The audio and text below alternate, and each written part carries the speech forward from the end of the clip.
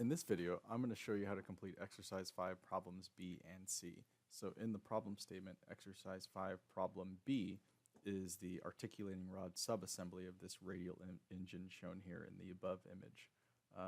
Problem C is the complete radial engine assembly, which is going to be composed of the main assembly with 4 sub-assemblies embedded into it. So to start, let's work on B, and that is the piston articulating rod subassembly. So we go into SOLIDWORKS and we go to File, File, New, Assembly, click OK. So now we are in assembly and it's asking me to browse for a file to start in my assembly. The other thing I could do is that browse came up automatically, but if I click this browse, I get right back into there. So you want to browse to your computer and find where you saved the parts that go into the assembly that were given to you. And looking at my assembly, I'm going to start with the articulating rod as my first piece, and I hit the check. And so one of the key things to remember about this is the first item, if you hit the check mark in your start assembly, it'll come in as fixed. And so what I mean is if I click this rod and I try to drag it, it says the selected component is fixed. It cannot be moved. And if I look over here into my tree, there's a little F in parentheses, which indicates that that item is fixed. What you want to do is you want to right click on the part in the tree or right click on the part and say float. And what that does is that now allows me to be able to click and drag and move my part around. And now instead of an F, I have a minus sign here indicating that there's some degrees of freedom of this part that are not defined, and it allows it to move.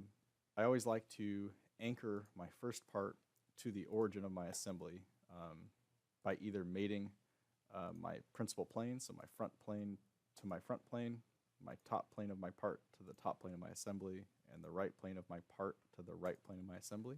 That's one way to do it. The other way is you can mate the origins of your part if you align the axes. So if you make your origin of your assembly coincident with your origin of your part, and you align axes, this will fully define and constrain that first item in your assembly. So now there's no minus sign, there's no F. I have one mate in my assembly, and when I click this and drag it, it now says the selected component is fully defined. It cannot be moved. So that's what you want for your first part in your assembly. Let's insert additional components here. So let's insert rod bushing lower.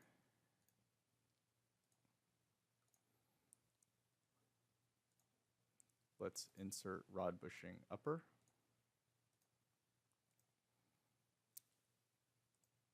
Let's insert the piston pin. And we're going to insert the piston pin plug. And here we want to insert this 2 times. So if I hit this push pin, I can insert click once, and I can also click again. Hit the X. So now I have 2 piston pin plugs in there. Oh, piston rings, item 7. So that's to insert components, piston ring, open. And lastly, let's insert the piston itself.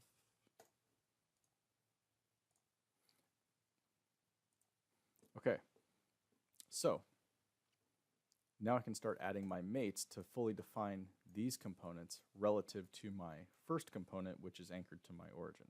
So first thing I'm going to do is I'm going to click a surface, 2 cylindrical surfaces, and I'm going to go to the paper clip, which is the mate, and that comes in by default as concentric. That's what I want to do.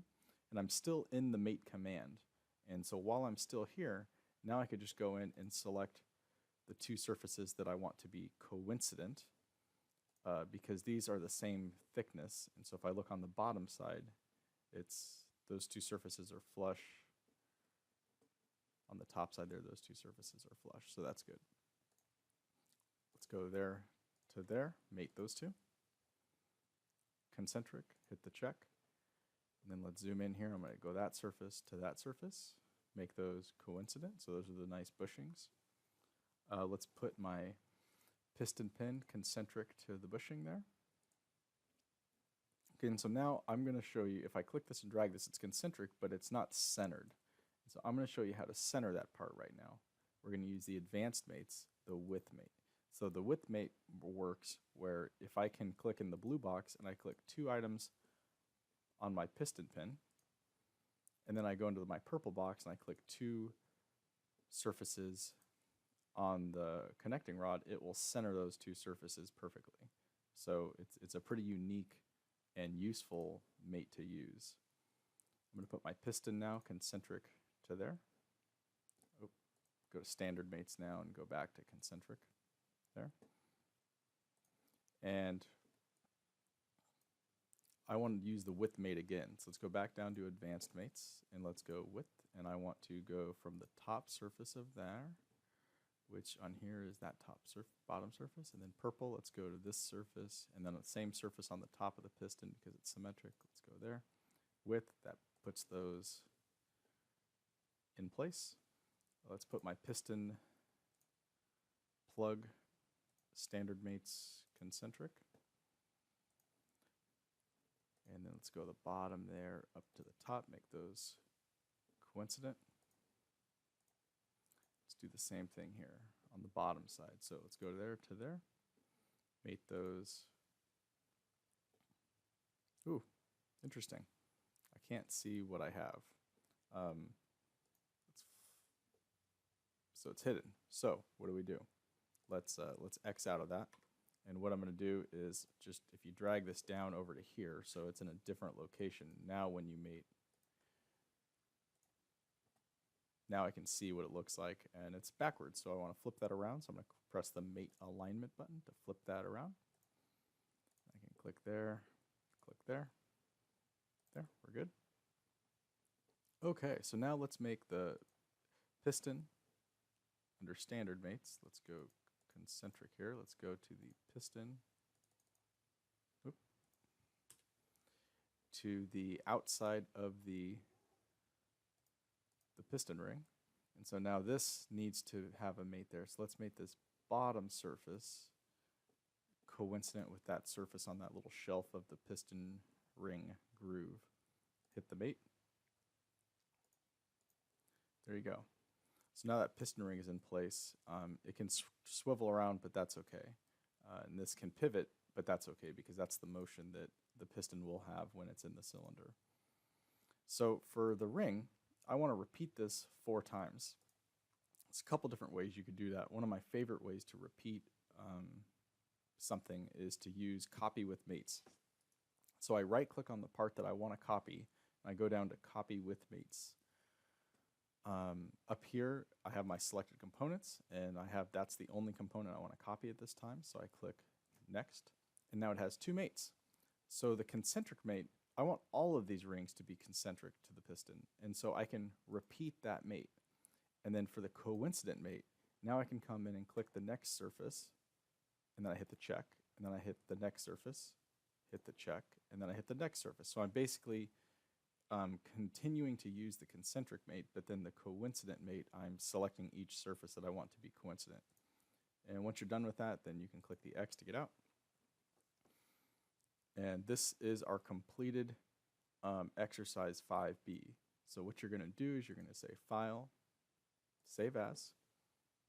Sure, you can rebuild before you save. And I'm going to save my radial engine here. I'm going to call this